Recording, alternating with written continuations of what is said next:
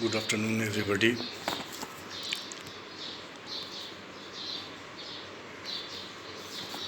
کل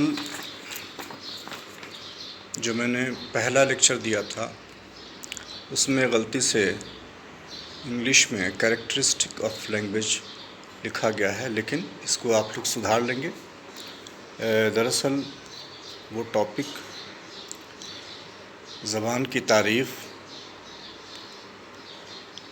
اور اس کے اقسام کے بارے میں ہے نا، definition, nature and types of language سے متعلق ٹاپک ہے، اس کو درست کر لیں گے۔ وہ غلطی سے ٹائپ ہو گیا، وہ شبان سر نے ٹائپ کیا تھا۔ بہرحال اسی ٹاپک کا یہ اندرونی حصہ ہے، انٹرنل پارٹ ہے، زبان کی ابتدا اور اس کے مختلف نظریات۔ اس میں بہت سارے ماہرین لسانیات ہیں جن کی مختلف نظریات ہیں، جس کے بارے میں اس میں وضاحت میں نے کیا ہے۔ ماہرین لسانیات نے آغاز زبان کے بارے میں مختلف نظریات پیش کیے ہیں، مگر اب تک زبان کے آغاز و ارتقاء کی تشریحات اور نظریات میں ہم آہنگی پیدا نہ ہو سکی ہے، کیونکہ کسی بھی نظریے کو سائنٹیفک نہیں کہا جا سکتا۔ سبھی ماہرین لسانیات نے محض قیاس آرائیوں سے کام لیا ہے۔ کہا جا سکتا ہے کہ سبھی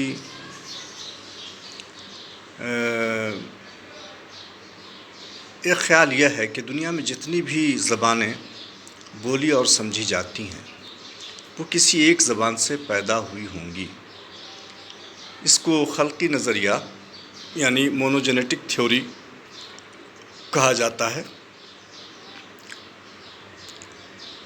اسی طرح دوسرا خیال یہ ہے کہ دنیا کے مختلف زبانوں کی ابتدا دنیا کے مختلف خطوں میں آزادانہ طور پر ہوئی ہوگی، جسے کثیر خلقی نظریہ یعنی پولیجینیٹک تھیوری کہا جاتا ہے۔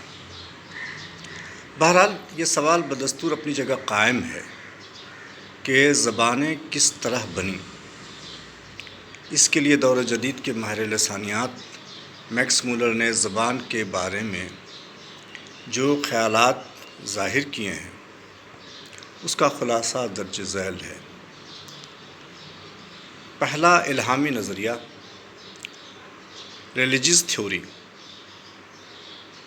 زمانہ قدیم کے لوگ زبان کو خدا کا عطیہ سمجھتے تھے، چنانچہ ایک قدیم نظریہ مذہبی ہے جس میں زبان کو الہامی قرار دیا جاتا ہے۔ ہر مذہب کے ماننے والے اس زبان کو الہامی زبان کا درجہ دیتے ہیں جس میں ان کی مذہبی کتاب مرقوم ہے، جیسے عیسائی عبرانی کو، مسلمان عربی کو آسمانی زبان یا الہامی زبان کہتے ہیں۔ یہ نظریہ قابل قبول نہیں ہے، کیونکہ اگر زبان کی تخلیق الوحی ہوتی تو وہ بہت ہی منظم اور باقاعدہ ہوتی، مگر دنیا کی ہر زبان میں کچھ نہ کچھ خامیاں یا بے ترتیبی پائی جاتی ہے۔ دوسرا ہے سود تقلیدی نظریہ۔ اس نظریے کا ماحصل یہ ہے کہ الفاظ فطری اصوات کی نقلیں ہیں۔ ابتدا میں انسان نے کتے کے بھونکنے کی آواز سنی تو اس کی نقل کی اور اس سے ابتدائی لفظ باؤ باؤ بنا۔ یہ نظریہ اس وجہ سے قائم ہوا کہ عموماً بچے جانوروں کو اس کی آواز سے موسوم کر دیتے ہیں، لیکن یہ نظریہ بھی قابل قبول نہیں ہے، کیونکہ اس نظریے کی روح سے ہر زبان کی صرف چند الفاظ ہی اصل نظر آتے ہیں۔ تیسرا ہے فجائی نظریہ یا پوہ پوہ کا نظریہ۔ اس نظریے کی بنیاد اس نفسیاتی خصوصیت پر ہے کہ مختلف اشیاء یا مظاہر کا مشاہدہ دل میں پیدا ہونے والے احساسات و جذبات ہوتے ہیں۔ ان کو انسان مختلف قسم کی موزوں آواز کے ذریعے مختلف صورتوں میں ظاہر کرتا ہے، جیسے دھت، اف، ہائے وغیرہ۔ اس طرح یہ بھی کہا جاتا ہے کہ شیرخوار بچے کی غوں غاں سے گاڈ اور گڈ جیسے الفاظ بنے ہیں، لیکن ایسے الفاظ ہر زبان میں اتنے کم تعداد میں پائے جاتے ہیں کہ ان کی مدد سے باقی الفاظ کے آغاز پر توجہ نہیں دی جا سکتی۔ چوتھا ہے ٹنٹن کا نظریہ۔ اس نظریے کو ابتلاءزائی یا پیتھوجینک نظریہ بھی کہا جاتا ہے۔ ابتدائی زمانے کا انسان جب خاص چیزوں کا مشاہدہ کرتا تھا تو اس کی زبان سے بے ساختہ کچھ آوازیں نکل جاتی تھیں، اور یہی آوازیں آگے چل کر اس چیز کے نام کے طور پر مستعمل ہو گئیں، یعنی استعمال میں آنے لگیں، مثلاً جگمگ، جھلمل وغیرہ۔ یہ نظریہ بھی محض قیاس آرائی پر مبنی ہے، کیونکہ ایسے اقسام کی آوازیں کسی زبان میں بہت کم ملتی ہیں۔ پانچواں ہے ہائسو نظریہ۔ اس نظریے کو نوارے نے پیش کیا تھا۔ روزمرہ کا مشاہدہ ہے کہ مزدور جب کوئی بھاری بوجھ اٹھاتے ہیں تو انہیں بہت زیادہ جسمانی قوت کا استعمال کرنے کے لیے کچھ آوازیں بلند کرتے ہیں، جس سے انسان کا بوجھ کچھ ہلکا ہو جاتا ہے۔ یہ ایک سائیکولوجیکل ایفیکٹ ہے۔ مغربی ممالک کے مزدور یو ہے ہو کی تو مشرق ممالک کے ملاح ہائسو کی صدا لگاتے ہیں۔ بعض ماہرین لسانیات نے اس کی روح سے کچھ لفظوں کے آغاز کو ثابت کرنے کی کوشش کی ہے۔ چنانچہ انگریزی لفظ ہیو کے پہلے ہے کو یو ہے ہو سے مستخرج سمجھا جاتا ہے۔ چھٹا ہے معاہدے کا نظریہ، تھیوری آف کانٹریکٹ۔ بعض ماہرین لسانیات کا نظریہ ہے کہ زبان انسان کے باہمی معاہدے کا نتیجہ ہے، جس کو ثابت کرنے کے لیے ان کا کہنا ہے کہ زمانہ قدیم میں انسان ایک جگہ جمع ہو کر مختلف اشیاء کے ناموں کو متفقہ طور پر طے کرتے تھے۔ چنانچہ 5ویں صدی قبل مسیح میں ڈیموکریٹس اور 4 صدی قبل مسیح میں ارسطو نے بھی زبان کو باہمی قول و قرار اور معاہدے کا نتیجہ قرار دیا۔ اس نظریے کی وضاحت روسو نے 1754 عیسوی میں کی ہے۔ چنانچہ وہ ریاست کی طرح زبان کو بھی سماجی معاہدے کا نتیجہ قرار دیتا ہے۔ 7واں ہے فطری نظریہ، نیچرل تھیوری۔ اس نظریے کو افلاطون نے اپنے مجموعے مکالمات کریٹلس میں الفاظ کے آغاز کے تحت کافی بحث کیا ہے۔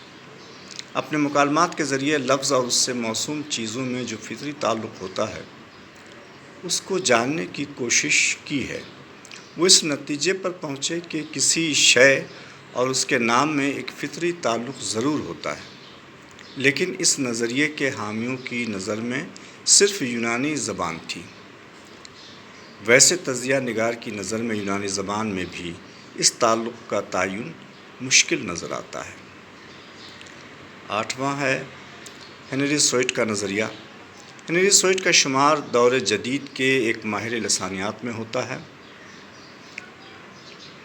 مختلف نظریات کا مطالعہ کرنے کے بعد انہوں نے اپنا ایک الگ نظریہ قائم کیا۔ چنانچہ ہنری سوئٹ کا یہ خیال ہے کہ زبان اشاروں اور اصوات پر مشتمل تھی۔ اس نے ابتدائی الفاظ کو 3 قسموں میں تقسیم کیا ہے۔ پہلا ہے نقل اصوات، دوسرا ہے فجائی الفاظ، تیسرا ہے رمزی الفاظ۔ نقل اسباب مختلف جانوروں کی آواز، جیسے سنسکرت کا لفظ کاک یعنی کوا، انگریزی لفظ کوکو یعنی کوئل، قدیم مصری لفظ کو یعنی بلی۔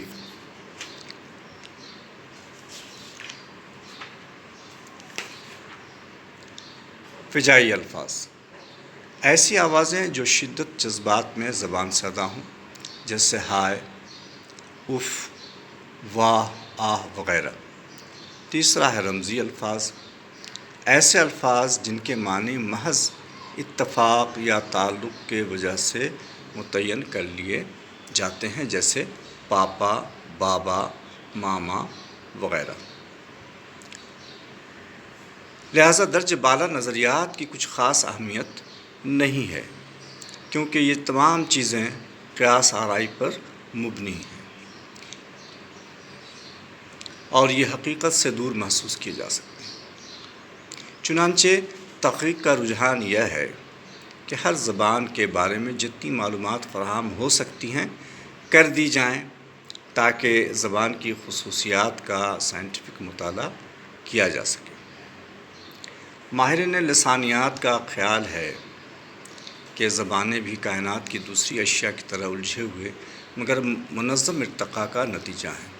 زبان اور خیال ایک دوسرے کے لیے لازم و ملزوم ہیں۔ انسان کے کھوئے ہوئے سلف میں ہی زبان کے ارتقاء کی کڑیاں تلاش کی جا سکتی ہیں۔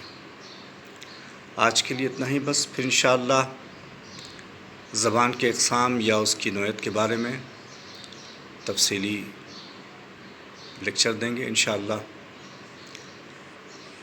کل ہو سکتا ہے یہ اخیر ہو، ضرورت پڑنے پر ایک دن اور اس میں وقت لیا جائے گا۔ اللہ حافظ۔